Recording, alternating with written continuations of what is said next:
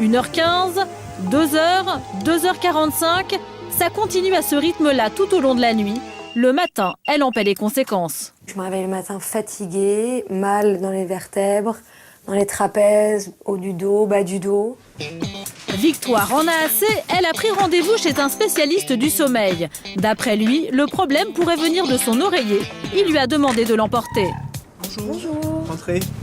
Olivier est relaxologue spécialisé dans les troubles du sommeil. Chez lui, on est tout de suite dans l'ambiance. Il reçoit au milieu de matelas et d'oreillers en tout genre. Pour lui, l'oreiller serait le grand responsable de nos problèmes de sommeil. Alors quand on se réveille avec des tensions dans la nuque, on peut suspecter un problème d'oreiller. C'est l'accessoire de la literie, mais l'accessoire avec un grand A.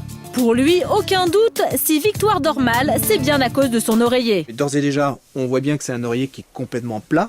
Pas étonnant que Victoire ait un sommeil mouvementé, son oreiller est beaucoup trop mince. Ce type d'oreiller, c'est plutôt ce qu'on appelle des oreillers décoratifs. Et vous allez me montrer comment vous vous positionnez lorsque vous êtes dans votre lit. D'accord. Très souvent, comme ça. D'accord. Deuxième problème, elle dort sur le ventre. Décidément pour Victoire, c'est un zéro pointé. C'est pas une bonne position, je vous la déconseille. Parce qu'à terme, vous allez arquer votre colonne vertébrale, mais dans le mauvais sens. Donc ça peut être, dans quelques années, des problèmes au niveau des lombaires ou des torticolis à répétition. D'accord. Donc je vous invite vraiment, c'est à essayer d'avoir une position sur le côté. Le défi, c'est de réussir à rester dans cette position le plus longtemps possible pendant la nuit. Pour réussir à rester sur le côté, Victoire va devoir trouver un oreiller adapté à sa nouvelle position. Je vous raccompagne. Je vous remercie. Au revoir, monsieur. Bonne journée.